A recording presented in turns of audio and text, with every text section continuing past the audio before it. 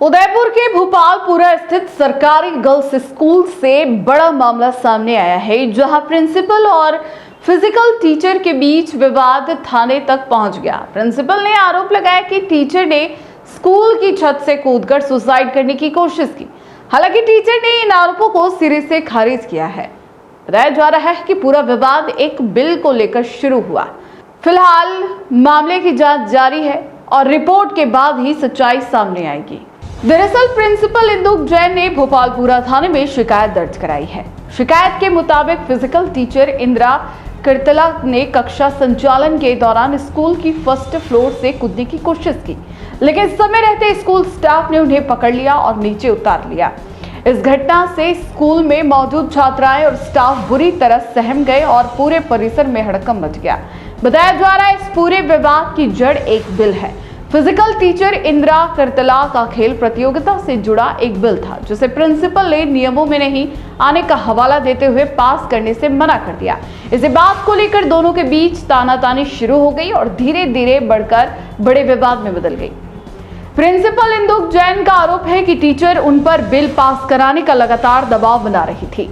जब उन्होंने नियमों का हवाला देते हुए मना किया तो टीचर नाराज हो गई और धमकियां देने लगी। प्रिंसिपल के अनुसार उन्होंने टीचर को नोटिस दिया, जिसके बाद वह और भड़क गई।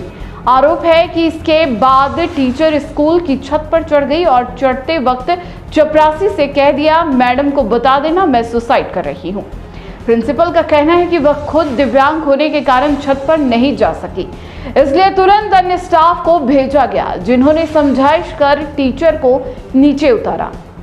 ये कहना है कि जिसने भी आरोप लगाए पहले वो चीज़ों को पता करें उसके बाद, और कहीं ऐसा तो नहीं है कि वो किसी और कारण से मुझ पर आरोप लगा रहे हैं, है ना। क्योंकि अभी कुछ ऐसा वाकया हुआ है मेरे स्टाफ में कि शिक्षिका ने एक ऐसा अपराध किया जो एक्चुअली होना नहीं चाहिए। वो शिक्षिका हैं, उन्होंने विद्यालय की और खुद की शिक्षक की छवि को धूमिल किया। क्या अपराध हुआ? हमारे यहाँ मैं राज्य सरकार के सारे आदेशों को फॉलो करती हूँ। उसी में एक आदेश था कि मोबाइल रखवाना है, क्लासेस में नहीं जाएंगे। मेरे सारे स्टाफ वाले फॉलो करते हैं, लेकिन एक महिला कार्मिक है जो बहुत ही बदतमीजी के साथ मेरे साथ पेश आई, बहुत ही बदतमीजी के साथ, और पूरे स्टाफ के सामने इतनी बदतमीजी की और नियमों को नहीं मानना तो उनका मोटिव, और मुझे धमकी दी गई कि मैंने जयपुर के प्रिंसिपल को वो कर दिया, उस प्रिंसिपल को ये कर दिया। मतलब उसके पीछे भी कारण ये है कि उनकी स्टेट टूर्नामेंट के बिलों को जो उन्होंने नियमानुसार नहीं बना के डबल बनाए, वो मैं पारित नहीं करूँगी। वो बिल नियमानुसार जितने होंगे उतना पैसा मैं विद्यालय से दूंगी, लेकिन वो चाहती हैं कि डबल खर्च हुआ है तो मैं डबल खर्च दूं, तो वो नहीं। और उसी के क्रम में ये सब चीज़ें चली आ रही। जिस तरह से आप उनको मोटिवेट नहीं करते हैं, मैडम को किस आपने एक कारण बताओ नोटिस भी जारी किया था। हाँ। वो किसको लेकर किया था? कारण बताओ नोटिस तो ये कि वो मैडम ये चाहती हैं कि उनके बिलों को जो नियमानुसार नहीं है मैं एज इट इज़ पारित करके उनको पैसा दे दूँ। वो मैं नहीं करूँगी। नियमानुसार जितने का बिल बनता है मैं पारित करूँगी। मैंने इसी क्रम को लेकर हमारी एक कार्मिक जो हमारी शिक्षिका है वो धमकी दे दी थी कि मैं छत पे चढ़कर सुसाइड कर रही हूँ, और वो चढ़ भी गई थी। उससे पहले हमारे पियोन को उसने कहा कि मैडम को कहना मैं छत पे चढ़कर सुसाइड कर रही हूँ।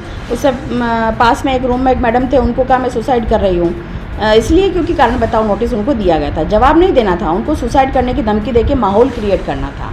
और शिक्षिका होने के नाते चूँकि सुसाइड करना अपने आप में एक अपराध है, और फिर शिक्षक होने के नाते बच्चों के सामने इस तरह की हरकत करना तो जघन्य अपराध है, और उसी के तहत वो ये सब काम कर रही हैं।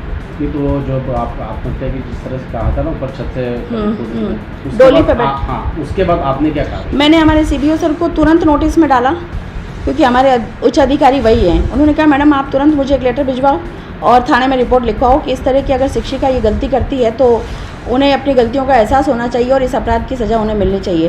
तुरंत मैंने थाने में एक लेटर भेजा है और CBO सर को भी मैंने एक लेटर भिजवाया है। पीपल के 2 पेड़ थे जो दोनों दीवारों में उगे हुए थे, और वो दीवारों को और पास वाले मकान को नुकसान पहुंचा रहे थे, इसलिए उन पीपल के पेड़ों को मैंने कटवाया क्या उनमें से निकलवाया दीवारों में से। अभी भी वो एज इट इज़ पड़े हो कि दीवारों को नुकसान पहुँचा रहे थे और स्कूल की बाउंड्री को नुकसान पहुँचा रहे थे। और प्रधानाचार्य होने के नाते मेरा दायित्व बनता है कि मैं विद्यालय की और बच्चों की सुरक्षा करूं। और इसी क्रम में शहतूत का जो पेड़ है वो टच हो रहा था ऊपर जो इलेक्ट्रिसिटी की लाइन जा रही उससे।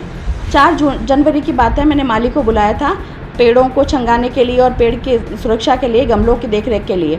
माली के बेटे ने जैसे ऊपर उसको छांगने के लिए ऊपर हाथ लगाया, उसको करंट आया और वो नीचे के नीचे कूद गया। तो ये देख के मुझे बहुत डर लग गया, क्योंकि शहतूत जब आते हैं तो मेरे विद्यालय के प्राइमरी के बच्चे एक दूसरे पर लपटते हुए शहतूत को तोड़ने की कोशिश करते हैं, और ये चीज़ मुझे पहले से पता थी।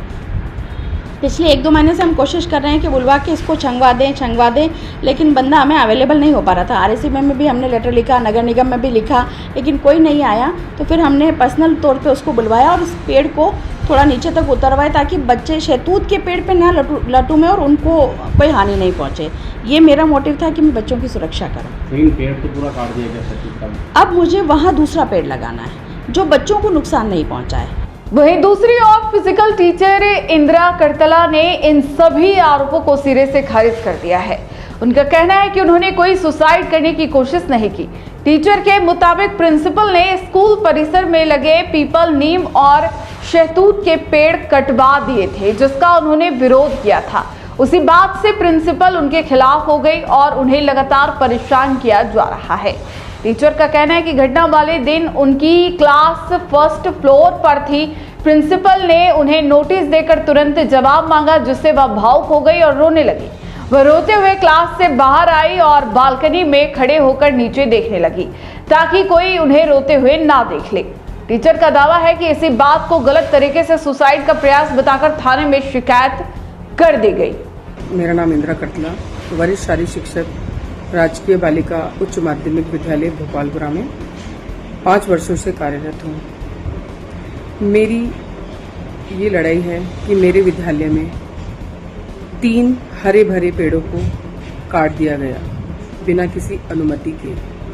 आज राजस्थान सरकार हमें बार बार हरियालो राजस्थान का नारा देकर के हमें पेड़ लगाने के लिए प्रेरित करती है, और हम हर वर्ष बहुत पेड़ लगाते हैं।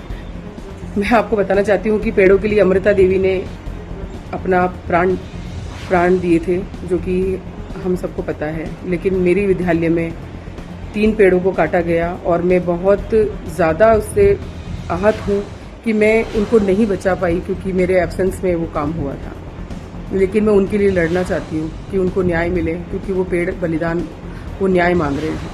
मेरी प्रधानाचार्य द्वारा बिना किसी भी उच्च सक्षम अधिकारियों की अनुमति के बिना और कोई भी प्रस्ताव लिए बिना उन पेड़ों को काट दिया गया, जिनकी कोई भी ज़रूरत नहीं थी।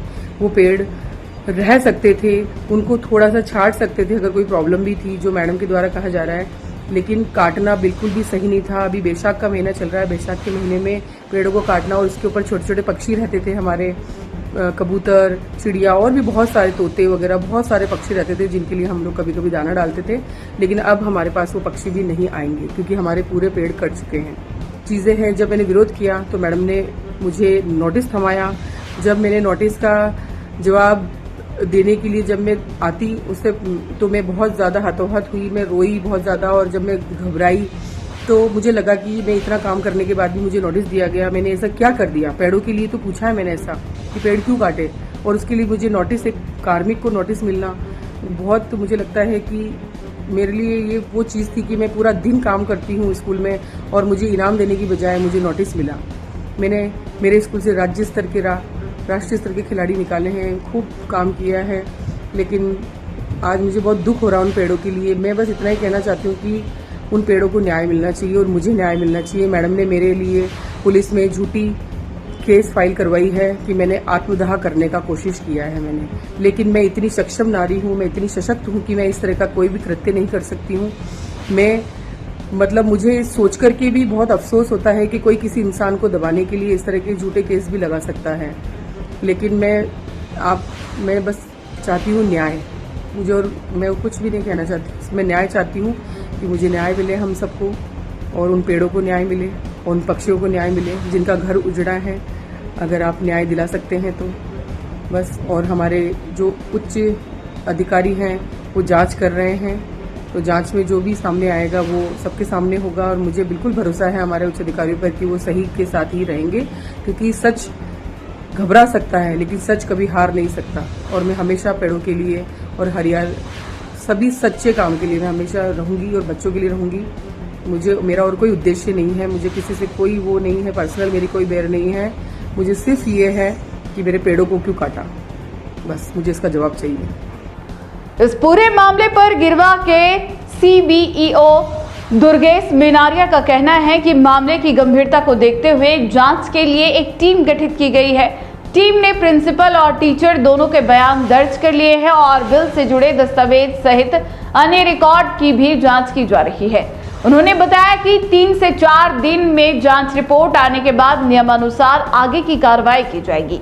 इस पूरे मामले में पुलिस का कहना है कि शिकायत मिलने के बाद स्कूल प्रिंसिपल और फिजिकल टीचर दोनों के बयान दर्ज कर लिए गए हैं। फिलहाल पूरे मामले की जांच जारी है। अब सभी की नजर जांच रिपोर्ट पर टिकी है, जिससे साफ हो सके कि आखिर सच क्या है और इस पूरे विवाद में किसकी गलती है।